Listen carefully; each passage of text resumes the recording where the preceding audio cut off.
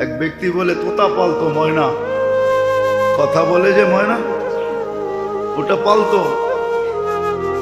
একদিন সকালে শিকারে যেতেছে, ময়না জিজ্ঞাসা করতেছে মালিক কোথায়? শিকার করতে চাই। বলে কোথায় যাবে? জঙ্গলে। শোনো আমার একটা অনুরোধ, আমার বন্ধুদেরকে দেখলে আমার সালাম বলো। বাগানে ঢুকেই দেখতেছে 8-10টা ময়না বসে আছে এক ডালে। তো দেখা ওই নিজের ময়নার কথা মনে উঠছে, ওনার সালাম দিতে বলছে বন্ধুদেরকে, সম্বোধন করে বলতেছে তোমাদের মতো একটা তোতা আমার কাছেও আছে, সে তোমাদেরকে সালাম দিছে। বলতে দেরি 10-12টা ডালের থেকে ওই মুহূর্তে পুরা মরতে দেরি করে সাথে সাথে পড়ছে আর পড়ছে।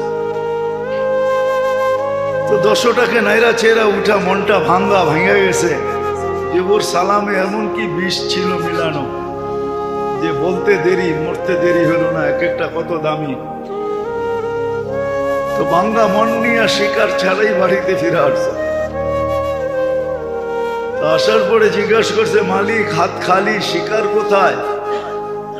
তুই আর কথা বলিস না, তোর সালামে কি বিষ ছিল? বলে কেন? তোর বন্ধুদেরকে সালাম দিতে দেরি, ওরা মরতে দেরি করে নাই। বাস এটা বলতে দেরি, নিজেরটাও মরতে দেরি করে, ওটাও মরে গেছে। তো খাঁচা খুইলা সামনে রাইখা অনেকক্ষণ নাড়াচাড়া করে দেখছে, চোখের পানি ঝরায়, মরে গেছে, এখন আর কি করা যায়। যখন উঠা অন্য মনস্ক হয়ে দাঁড়াইছে, তো তোতা উড়া চালের উপরে যায় বসে বসে, হাক্কা বাক্কা খায়া গেছে। এটা কি হইলো? তো মরে গেল, আবার জীবিত হয়ে উড়াল দিল কি করে? ওইখানে বসে বলতেছে মালিক আমার সালামে বিষ ছিল না, আমার বন্ধুরা আমাকে ফন্দি শিখায়া দিছে যে আমাদের মতো যদি বাগানে ঘুরতে চাস, ফুলের ডালে ডালে ঘুরতে চাস, আর বাগানে বাগানে ঘুরতে চাস, আর বহু জাতীয় ফল খাইতে চাস, তো মরার আগে একবার মরা যা। ওরা আমাকে ফন্দি শিখাইয়া দিছে। আল্লাহ আমাদেরকে ফন্দি শিখাইতেছে, সত্য এটাই। আল্লাহ আমাদেরকে ফন্দি শিখাইয়া দিতেছে, এটা আল্লাহর মেহেরবানি। নাহলে কখন কি করণীয় এটা আল্লাহ শিখানোর দরকার ছিল না। আবু হানিফা রহমতুল্লাহ আলাইহি তো এটাই বলে যে মানুষকে যে বিবেক দিছে আল্লাহ, আল্লাহর আর কিছু দরকার ছিল না। বিবেকের প্রতি হুকুম ডালা যথেষ্ট ছিল যে আমাকে এই বিবেকের মাধ্যমে তালাশ করে রাজি করা। না রসুল দরকার ছিল না, কিতাব দরকার ছিল। উনি যুক্তিও দিছে, লিউযিকাহুম বাদাল্লাযী আমিলু লাআল্লাহুম ইয়ারজিউন।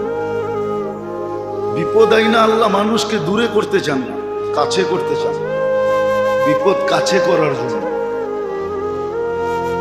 কিন্তু হ্যাঁ, এটার ভিতরে দুই ভাগ হয়, এটার ভিতরে দুই ভাগ হয়ে যায়।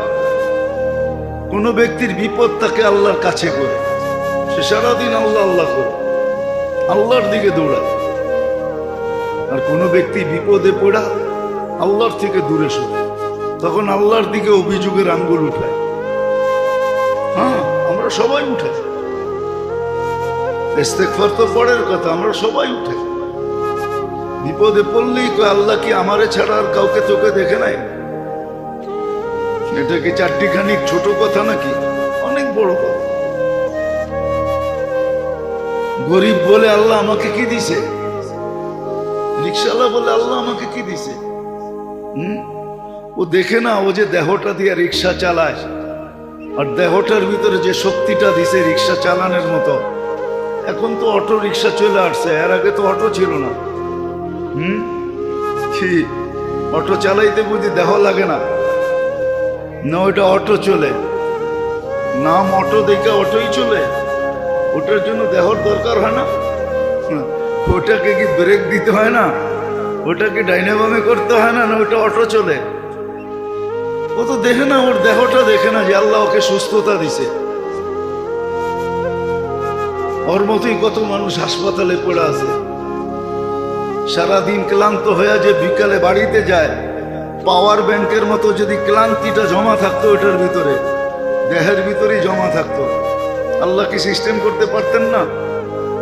পাওয়ার ব্যাংকে যদি বিদ্যুৎ জমা থাকতে পারে, তাহলে আল্লাহ কি ক্লান্তি শরীরের ভিতরে জমা রাখতে পারতেন না? না পারতেন না? না আল্লাহর কাছে এই সিস্টেম নাই, না আল্লাহ এই সিস্টেম জানে না। যদি জমা রাখতো তো 3 দিন পরে রিক্সায় উঠতো কে, চালাইতো কে? আরে 3 দিন না, পরের দিনই হাত লাগাইতো কে রিক্সায়? ও যে বাড়িতে যায়া সেমন তো কিছু খায় নাই, 2টা ডাল ভাতই তো খাইছে, ঠিক না? না আপনাদের মতো ফাস্ট ফুড খাইছে, দামি দামি খানা খাইছে, হ্যাঁ? না সেরাটনের থেকে না খাইছে?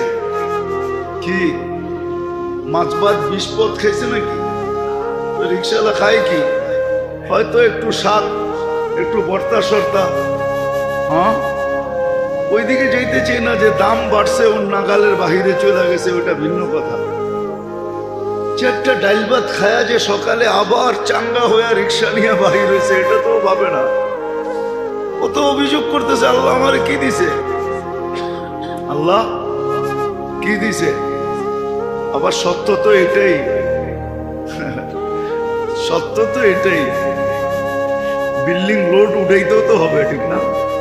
কি অনেক সময় থাকে না, লোড বেশি হয়ে গেলে চাক্কা বাস্ট হয়ে যায়, হয় না? হয় না? হ্যাঁ, ও যে বলে আল্লাহ আমাকে কি দিছে, ও দিলে আবার লোড উঠাইতে পারবো কিনা, এটাও তো একটা ব্যাপার আছে, ঠিক না? হ্যাঁ, কি মনে হয় বুঝাইতে পারি না। পরে যদি 100 কোটি টাকা দিয়া দেয় তো ও লোড উঠাইতে পারবে? ও তো টাকার বারে বেইমান হয়ে যাবে। কত মানুষই তো বেইমান হয়ে গেছে, টাকা ছিল না তো আল্লাহ আল্লাহ করছে, সম্পদ মিলতে দেরি, আল্লাহকে বলতে দেরি করে নাই। আপনি দেখেন, যখন বাচ্চা ছিল তো লুঙ্গি কোথায় ছিল এটার কোনো খবর ছিল না, ঠিক না? যুবক হইতে দেরি, বাপ আসতে দেরি করে না, এখন বাপ লয়া চলে। জিন্সের প্যান্টের বাপ কি, টি শার্টের বাপ কি, চুলের স্টাইল কি, বাপ নিয়ে চলে না। অথচ অল্প কয়েকদিন আগে ওর লুঙ্গিরও খবর ছিল না। যখন বাচ্চা ছিল তখন কি লুঙ্গিরও খবর ছিল না, লুঙ্গি কই ছিল? ঘুমাইতো এক জায়গায়, লুঙ্গি আরেক জায়গায়, ঠিক না? এরকমই তো ছিল। হ্যাঁ, মা বাবা সকালে ঘুমাইতে উঠে বলতো, তোর জ্বালায় আর বাঁচলাম না, তুই ঘুমাস কই, লুঙ্গি কই, ঠিক না? যুবক হইতে দেরি, বাপ আসতে দেরি হয়, তো লোডও তো সইতে হবে। হ্যাঁ, কলম হাতে নিতে পারলে আর কিছু লাগবে না, খালি খোঁচা মারবে আর কামাবে, এটাই তো সিস্টেম, ঠিক না? হাদিসও 1400 বছর আগে বলে গেছে, হাওয়া ফিহি কায়েদুল ইলমি, একদিন আসবে মানুষ বিদ্যার আলোকে চলবে না, বিদ্যাকে স্বার্থ সিদ্ধির জন্য ব্যবহার করবে, নিজের স্বার্থের জন্য ব্যবহার করবে বিদ্যাকে। আর বিদ্যার রশি বড় মজবুত, দুনিয়ার কোনো মেশিন নাই এই রশি কাটার, সেটা কাটার একটাই রশি আছে, ওটা দিলেই রশি কেটে যাবে, এছাড়া রশি কাটবে। মনে হয় বুঝাইতে পারি না। আবার এটাও বলে দিছে, কবিলাতির রসা, একদিন আসবে অ্যাসেম্বলিতে পাশ হবে না, সংবিধানে থাকবে না, কিন্তু ঘুষ রীতিতে নীতিতে রূপান্তরিত হবে, কোন অ্যাসেম্বলিতে পাশ হবে না, আর কোনো সংবিধানও লেখা থাকবে না, কিন্তু ঘুষ ছাড়া কিছু চলবে না।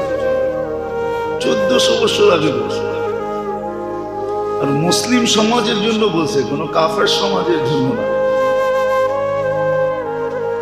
আল্লাহ এরকম ক্ষুদ্র জিনিস দিয়ে, আল্লাহ নিয়মই এরকম। আপনি ভাবলে দেখবেন, আবাবিল তো চেনেন না, আমাদের দেশে সচরাচর এই পাখি নাই।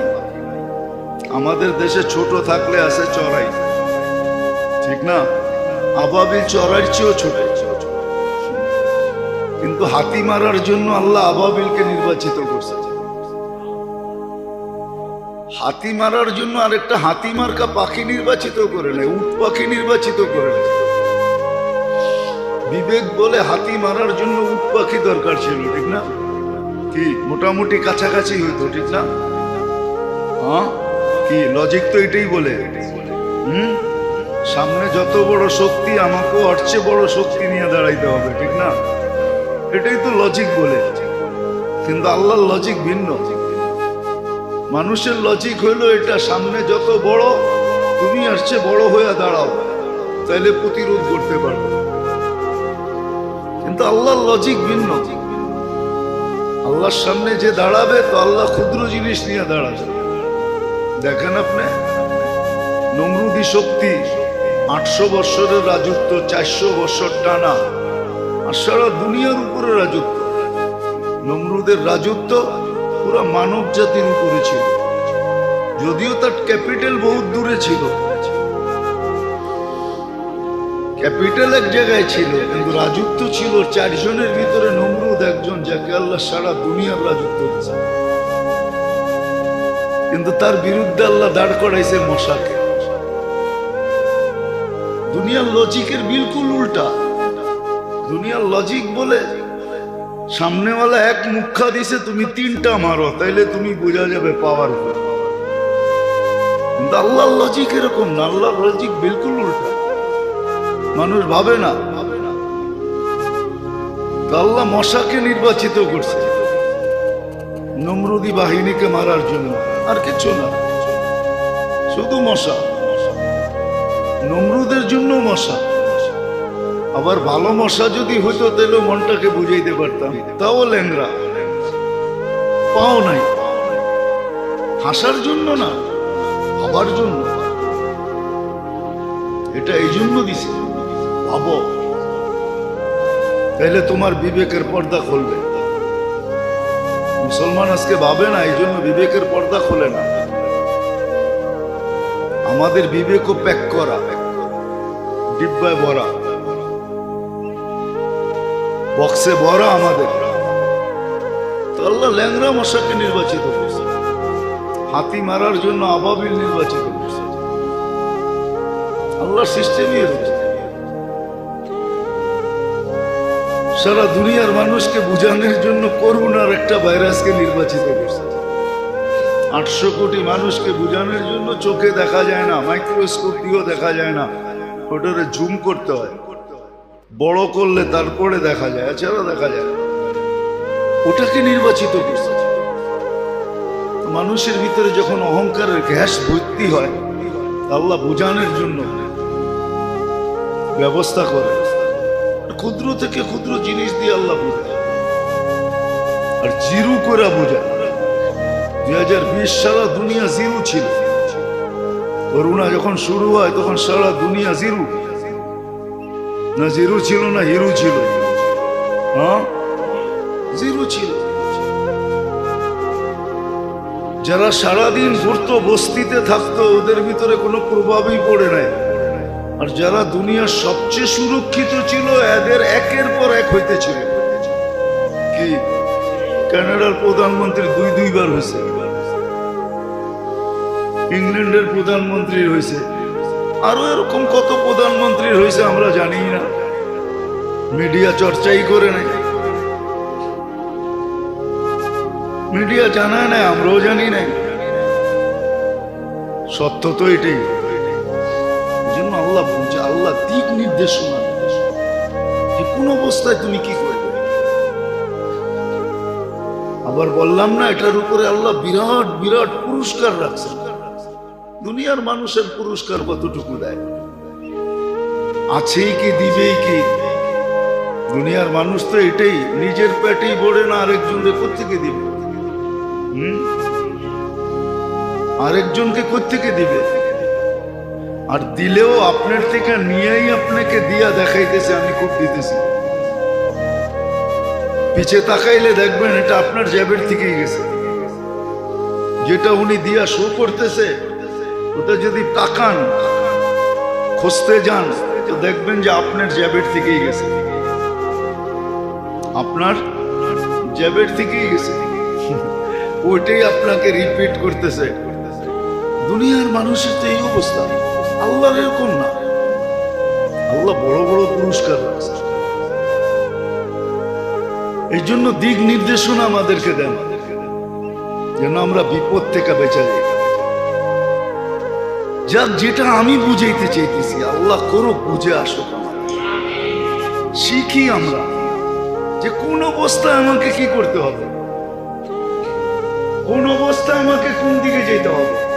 আল্লাহর দিক নির্দেশনা কি, আল্লাহর রসুল কি বলছেন, দিক নির্দেশনা কি দিয়েছেন, কোরআন এটাই বোঝায়।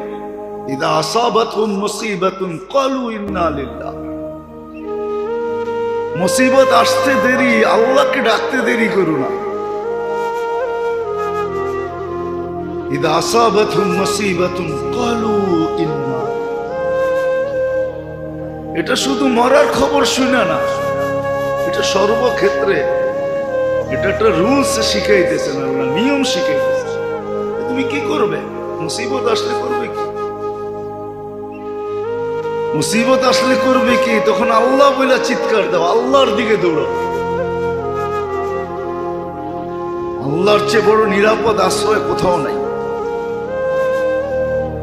আল্লাহ সবচেয়ে বড় নিরাপদ আশ্রয়, আল্লাহর চেয়ে বড় নিরাপদ আশ্রয় কোথাও নেই।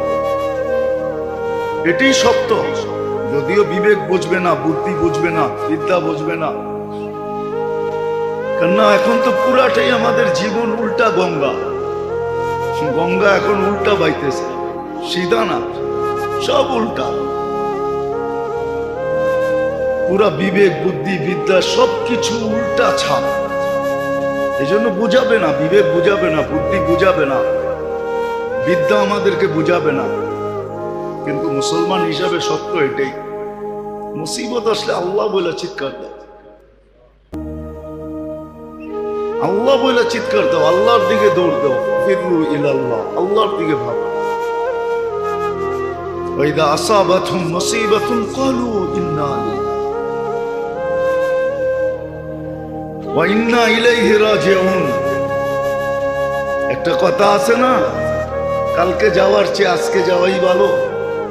কালকে যাওয়ার চেয়ে, মাঝে মাঝে বলে না, আরে কালকে যখন যেতে হবে আজকেই যাইগা, আজকেই।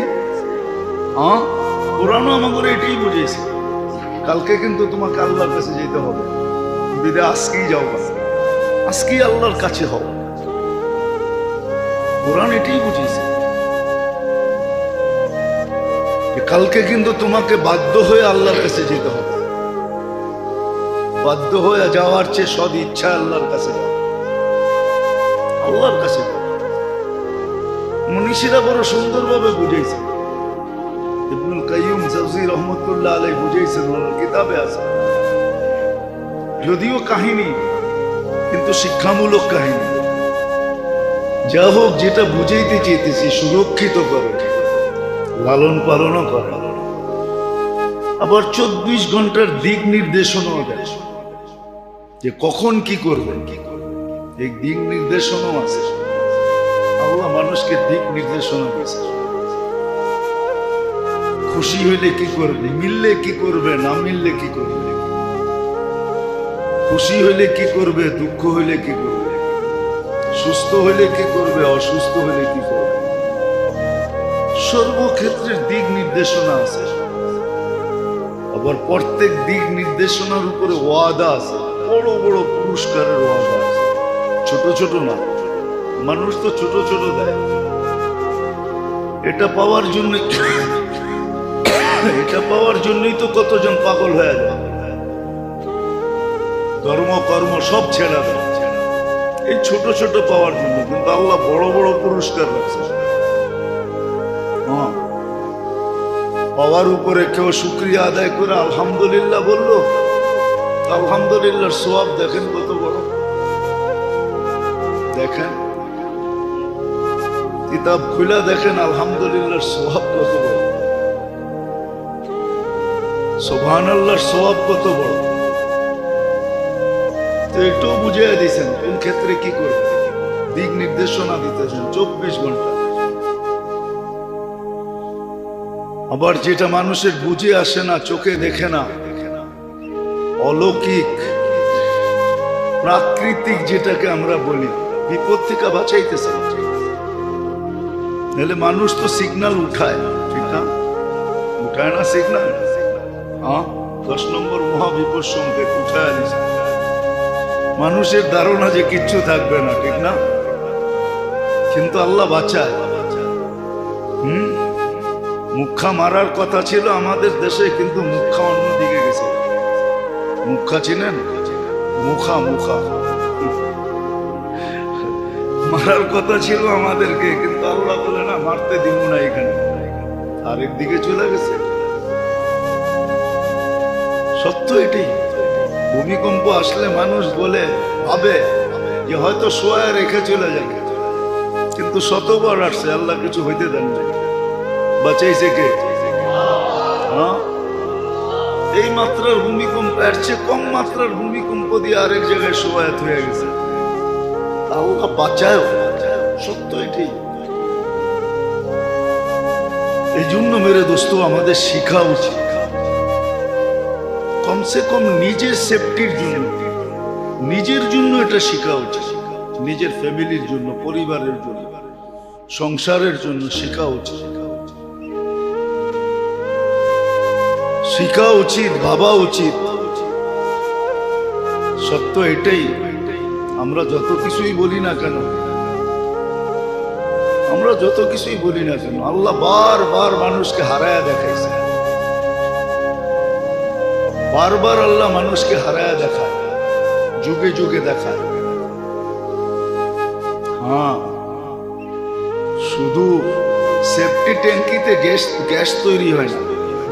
সেফটি ট্যাঙ্কি থাকে না, মাঝে মাঝে গ্যাস তৈরি হয় তো, আবার মানুষ মারাও যায়, ঠিক না?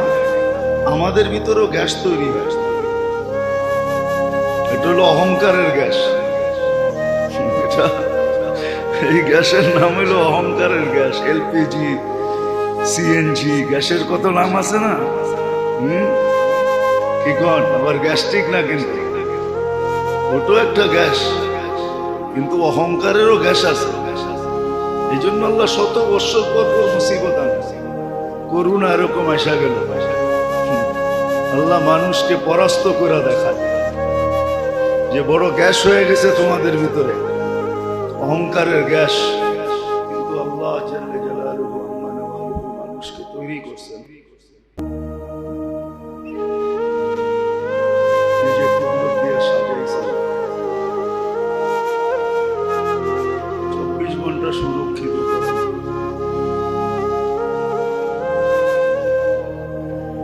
যেটাকে আরেক শব্দে বলা চলে, 24 ঘন্টা কুদরতের চোখে চোখে রাখে।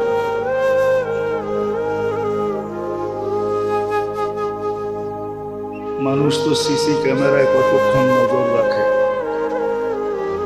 সামান্য সময় সিসি ক্যামেরার মনিটরিং দেখতে থাকে। তো আল্লাহ 24 ঘন্টা মানুষকে কুদরতের চোখে চোখে রাখে। 1 সেকেন্ডের জন্য চোখের থেকে উজ্জ্বল হইতে দেন না।